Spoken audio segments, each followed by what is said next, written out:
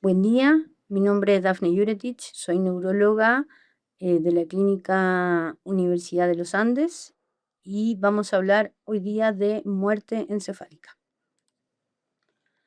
Primero vamos a hacer un repaso sobre la historia del concepto, cuáles son las actuales definiciones, tanto internacionales como en el marco legal chileno, cuáles son los requisitos clínicos, cómo es la evaluación clínica de un paciente con sospecha de muerte encefálica, cuáles son los exámenes complementarios que existen hoy en día y cómo se realiza esta certificación.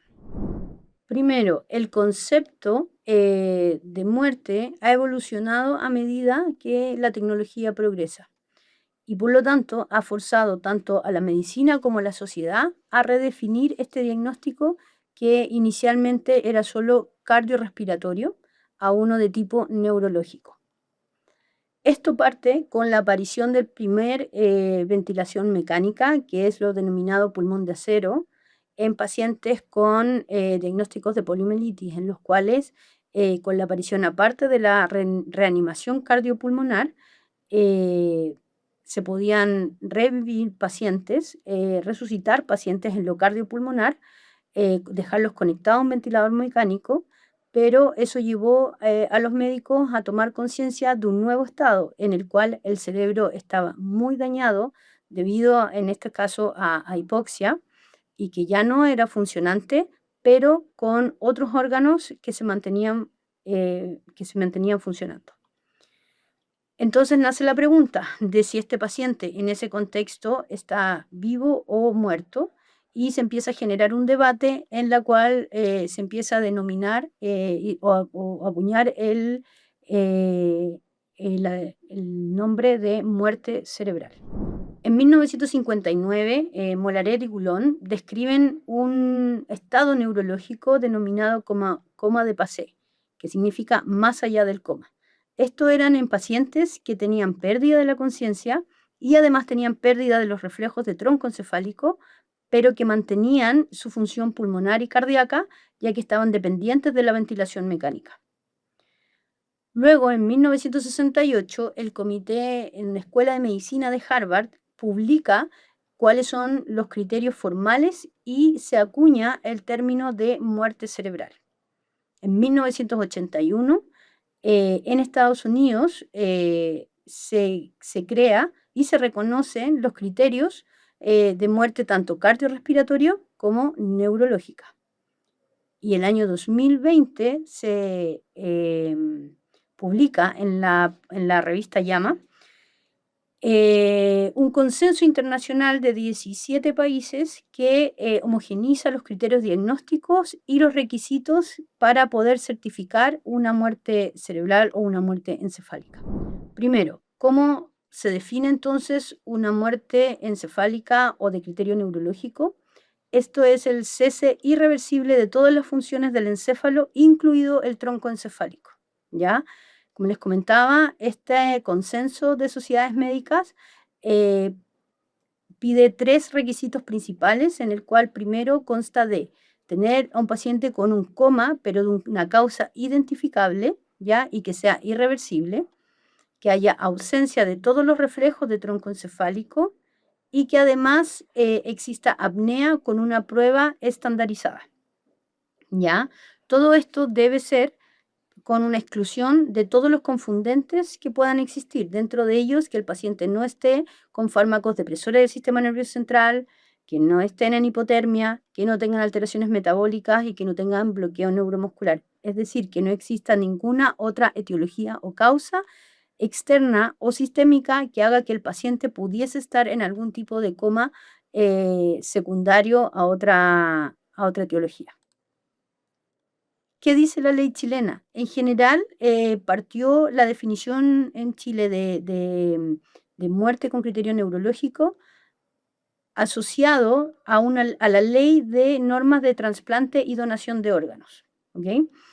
En el artículo 11 de esta ley dice que la muerte se acreditará mediante certificación unánime e inequívoca, y esta está hecha por 2 médicos, uno de los cuales debe ejercer en el ámbito de la neurología o la neurocirugía, y que estos médicos que certifiquen no pueden ser parte del equipo de trasplante o de procuramiento. El Tribunal Constitucional, en el año 95, define que la muerte encefálica equivale a una única clase de muerte de la persona y no necesariamente es restringida a el uso o al procuramiento o a la necesidad de un trasplante. Es decir, el certificar la muerte encefálica es certificar el fallecimiento de un paciente. Entonces, por ley, en Chile también, la muerte encefálica corresponde a la abolición total e irreversible de todas las funciones encefálicas, dentro de ellas el tronco encefálico, es y constituye la muerte definitiva del ser humano. Y tanto el término, se puede usar el término de muerte por criterio neurológico o muerte encefálica. Para esto existen requisitos clínicos que se deben evaluar previo a la certificación y estos deben cumplirse en su totalidad. Primero, el paciente debe estar en coma, es decir, con un Glasgow de 3 puntos, ¿ya? Y además deben presentar un daño neurológico tal que sea tan severo e irreversible que sea claramente identificado y que tenga imágenes compatibles que pueden ser tanto escáner como resonancia de cerebro, que pueden ser vistas, que puedan producir este nivel de daño. Además, como les comentaba, debe haber ausencia de uso de medicamentos que puedan ser confundentes como depresores del sistema nervioso central. Debe tener una temperatura adecuada, lo más normotérmica posible, sobre 35 grados. No deben haber alteraciones metabólicas severas. Debe haber estabilidad hemodinámica y debe haber ausencia de consumo de drogas o de alcohol u otras sustancias depresoras del sistema nervioso central, o que haya pasado un tiempo prudente en el cual ya eso no esté en el sistema. Entonces, lo primero a hacer es la evaluación clínica. En mi evaluación clínica yo debo hacer mi examen neurológico, en el cual debo ver ausencia de la respuesta ante cualquier tipo de estímulo, incluso la estimulación nociceptiva máxima, donde no debe haber ningún tipo de respuesta por parte del paciente. Además, debo aplicar todas las pruebas de evaluación de los reflejos de tronco encefálico, ¿ya? Y debe haber la ausencia de todos estos.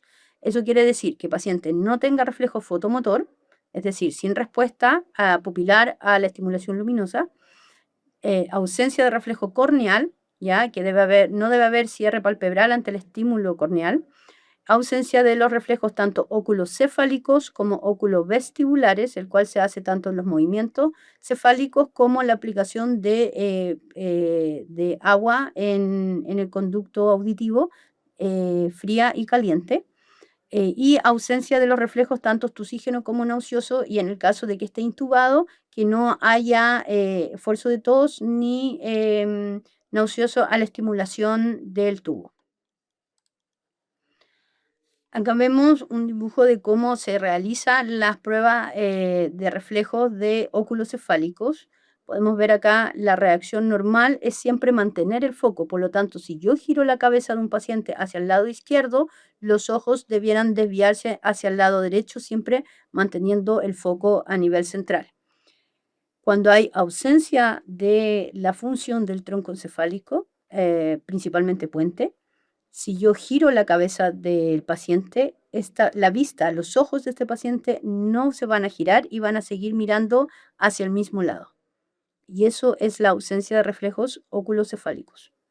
Luego están los reflejos oculovestibulares, en el cual yo hago un estímulo calórico, en el cual administro agua helada o caliente, principalmente helada, en el conducto auditivo y abro los ojos de mi paciente. Con esa estimulación se debe esperar al menos un minuto y debiera haber una desviación tónica de la mirada hacia el lado del conducto que yo estoy estimulando. Si pasado un minuto no existe esa desviación tónica de la mirada y no hay ninguna respuesta, entonces se dice que hay ausencia de los reflejos de los reflejos oculovestibulares. El reflejo corneal, que también es reflejo de tronco, se hace estimulando habitualmente con un algodón en el límite entre el iris y la esclera, ¿ya? En esa zona se estimula el nervio trigeminal, a través de B1, ¿ya? Y lo que debería suceder es que se integra a nivel del tronco encefálico y luego a través del nervio facial, el séptimo, debería haber un cierre pequeño de ambos párpados y cierre de los dos ojos, es consensuado. Si eso no existe, entonces hay ausencia del reflejo corneal. Aquí podemos ver cómo es la estimulación y esto es lo que estamos comprobando, el funcionamiento o no del tronco encefálico. Es decir, yo veo si hay respuesta al estímulo nociceptivo, es decir, en la maniobra de Foix, que no haya respuesta pupilar, que me está hablando de ausencia de mesencéfalo, de respuesta fotomotora, ausencia de los reflejos tanto oculocefálicos como, les decía, oculovestibulares, y ausencia del 9 y el 10 que tienen que ver con los reflejos nauseosos o de estimulación tusígena. Entonces, todos los nervios craneales finalmente se terminan integrando a nivel del tronco encefálico. Entonces, a través de estas pruebas, yo puedo saber si existe o no un funcionamiento correcto del tronco encefálico o no. Luego de que tengo un paciente que está en coma y que no tiene ningún tipo de reflejo de tronco, procedo a realizar un test de apnea. El test de apnea se hace preoxigenando al paciente, en el cual se da oxígeno al 100% por al menos 10 minutos. Esto se puede hacer en el mismo ventilador, si es que está conectado, debería estar conectado a ventilación mecánica, y se toman gases arteriales. Se deben documentar esos gases, por lo más importante es saber en cuánto está la PSO2 y la PO2 antes de iniciar la prueba. Necesitamos que la PCO2 esté entre 35 y 45 milímetros de mercurio como basal, luego de esta oxigenación de 10 minutos. Luego de esto, se desconecta al paciente del ventilador mecánico, pero se mantiene administrando oxígeno a través de una cánula y a través del tubo, del tubo de orotraqueal, administrando oxígeno al 100%, pero sin la fuerza que hace el ventilador mecánico para la inspiración y la expiración. ¿Ya? Se espera 10 minutos desconectado de la ventilación mecánica y pasando este oxígeno. Y lo que tenemos que ver si es que hay o no hay movimientos de tipo esfuerzo respiratorio. Es decir, si el paciente hace algún tipo de esfuerzo respiratorio como movilización abdominal o del tórax, intentando respirar. Si pasados los 10 minutos, yo debo tomar gases y la PCO2 debe alcanzar un valor al menos de 60 milímetros de mercurio o que sea al menos 20 milímetros de mercurio del basal. Si es que tenía 35, entonces que tenga al menos 55 milímetros de mercurio del basal. Teniendo este nivel y la ausencia de movimientos respiratorios, se confirma la pérdida del reflejo respiratorio vulvar y con esto se dice que el test de apnea es de resultado positivo. ¿Cuándo suspender la prueba? Si el paciente empieza a desaturar, si empieza con inestabilidad hemodinámica, es decir, empieza a estar hipotenso y requiere altas dosis de drogas vasoactivas para mantener la hemodinamia. Si ocurre alguna arritmia, se debe reconectar al paciente al ventilador, suspender la prueba e intentar en un tiempo más adelante. Con el test de apnea positivo, ya puedo certificar la muerte. Los exámenes complementarios que están por ley en Chile son solicitados solo en casos especiales. Ya en general puede ser solamente una evaluación clínica con estos 3 pasos que acabamos de ver, más una neuroimagen, es decir, una imagen de cerebro donde hay una lesión concordante con el daño neurológico que tenga el paciente. Siempre debe existir una causa conocida, es decir, un trauma, un ACV isquémico, un ACV hemorrágico. En un paro cardiorrespiratorio nosotros podemos ver encefalopatía hipóxico-isquémica que se ve en la resonancia y se ve en los escáneres, entonces siempre tiene que haber una causa conocida del daño neurológico para poder realizar estas pruebas y certificar la muerte encefálica. En menores de 15 años se solicita por ley tener electroencefalogramas previos al test de apnea. Según la edad que tenga el paciente pediátrico, es los 2 electroencefalogramas, cuántas horas de separación debe estar uno de otro, ¿ya? Los mayores de 15 años, en adultos, no se pide exámenes complementarios a menos que sea en un daño hipóxico isquémico, es decir, en un paro cardiorrespiratorio, ¿ya? En esos casos debemos esperar 24 horas de observación al menos y solicitar un electroencefalograma que esté isoeléctrico para poder determinar que efectivamente no hay actividad cerebral, solamente en esos 2 casos. Existen otros tipos de exámenes que están validados a nivel internacional y también a nivel nacional para ayudarnos, pero son complementarios a la clínica. Dentro de ellos, de los más utilizados, está el Doppler transcranial, que nos ayuda a ver el flujo cerebral y vamos a ver ausencia de este flujo y se va a ver a través de PIC sistólicos o flujo reverberante o asociado a estas espigas sistólicas que vamos a ver al insonar principalmente la arteria cerebral media con un Doppler transcranial y que esto nos muestra que hay tal aumento de la presión intracraneal que impide la circulación y el flujo correcto de la sangre hacia el cerebro. También se puede realizar la angiografía cerebral, pero es un examen bastante invasivo en general para este tipo de patologías, pero está dentro de los que están complementados como dentro de la posibilidad de exámenes complementarios, donde lo que vemos acá, por ejemplo, en una angiografía normal, es la presencia del contraste, como llenan las arterias tanto cervical como intracraneal. Y acá vemos la ausencia que llega solamente hasta cervical, intracraneal no se ve la presencia de flujo intracerebral. Por lo tanto, esto también podría servir para confirmar una muerte encefálica. El otro estudio que está validado en Chile es el SPECT, el cual se hace también a través de tomografía y la absorción y la administración de un isótopo que es el tecnesio 99, el cual nos va a hablar de cuál es el flujo sanguíneo cerebral y podemos ver, por ejemplo, cómo debería aparecer en una persona saludable, normal versus una persona que esté en muerte encefálica, lo que se denomina como fenómeno del cráneo vacío, donde no vemos ningún tipo de flujo intracerebral, a diferencia del estado vegetativo, que no es lo mismo que muerte encefálica, ya que presenta función, pero presenta una hipofunción. Hay función, pero disminuida de la corteza principalmente, pero presenta reflejos de tronco encefálico. Entonces, ¿qué necesito para la certificación de una muerte encefálica?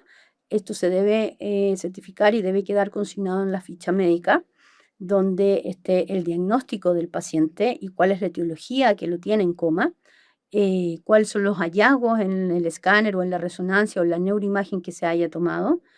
Debemos estar seguros de que no hay elementos confundentes como medicamentos que puedan estar influyendo en el estado de conciencia de mi paciente.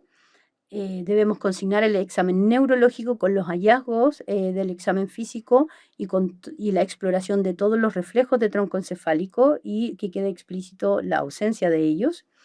Y por último, anotar el test de apnea realizado con los valores de los gases y si es que hubo o no hubo movimientos respiratorios. Cuando hay presencia de algún examen complementario se debe añadir y se debe anotar en la ficha y de por qué se usó. Los exámenes complementarios en general se utilizan cuando clínicamente no es posible realizar el test de apnea o hay algún confundente es cuando realizamos. Si es que no se puede, se realiza algún examen complementario a la clínica. La hora de fallecimiento del paciente, en el caso que se realiza el test de apnea, es la hora del último gas de sangre tomado en el cual el test de apnea dio positivo, ¿ya? Y si no se hizo test de apnea y se hizo algún examen complementario, la hora de fallecimiento es la hora en el que se hizo ese examen complementario. La guía chilena del año 2022, en comparación con la guía americana de neurología que fue liberada el año 2023, donde da las directrices y cuáles son las condiciones que se deben cumplir para poder certificar una muerte encefálica, tiene algunas diferencias, pero la verdad es que son las mínimas. Siempre se debe seguir la ley de cada país con ciertas directrices a las sociedades internacionales, pero es la ley de cada país la que da las directrices de qué es lo que se necesita, lo que se debe hacer y cuáles son los valores para poder determinarlo. Por ejemplo, en la ley chilena dice que con una evaluación clínica es suficiente y la guía americana también dice que con una evaluación neurológica es suficiente. En la ley chilena se necesitan al menos 2 médicos que estén presentes al momento de realizar el test de apnea. Uno de ellos debe ser neurólogo o neurocirujano. En cambio, en la guía americana de neurología dice que debe ser cualquier médico que tenga la expertise para realizar este certificación o estos test, pero solo con una persona es suficiente. En niños sí se requieren 2 exámenes diferentes en diferentes tiempos. La temperatura mínima que exige la ley chilena es de 35 grados y aquí sí hay una diferencia con la guía americana, la cual ellos piden 36 grados. Y si es menos de 35, esperar recalentar al paciente para hacer un nuevo test. El test de apnea es igual, pide los mismos valores tanto de PCO2. ¿Por qué los valores de PCO2? Porque al poner en apnea a una persona y que el CO2 suba, la presión de CO2 llegue a 60 o sobre 60, es el mayor estímulo que puede tener el organismo para respirar. Por lo tanto, si se pasa ese límite y el paciente no respira, es porque el tronco encefálico ya no está funcionante. Por eso se piden estos valores de PCO2. Y dentro de los exámenes complementarios, como hablábamos, era que es obligatorio en Chile solo para menores de 15 años y esos requieren electroencefalogramas asociados que sean isoeléctricos, y en los mayores de 15 años solo en casos donde la etiología del daño neurológico sea la patología hipóxico-isquémica. En la guía americana no son requeridos los exámenes complementarios de rutina y solamente se utilizan en caso de que no se pueda realizar el test de apnea. Y los aceptados por la Asociación Americana son el Doppler transcranial y la angiografía. Y en Chile está el electroencefalograma, la angiografía, la cintigrafía y el Doppler transcranial. Entonces, actualmente la muerte encefálica equivale a la muerte de la persona, al fallecimiento de la persona, según el consenso médico internacional y la ley chilena.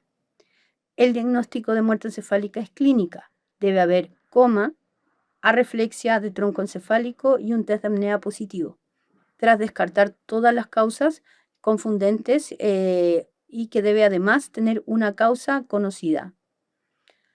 En Chile está la norma técnica del MinSal desde el año 2022 que estandariza y dice los prerequisitos clínicos y cómo deben ser las evaluaciones para una certificación fidedigna.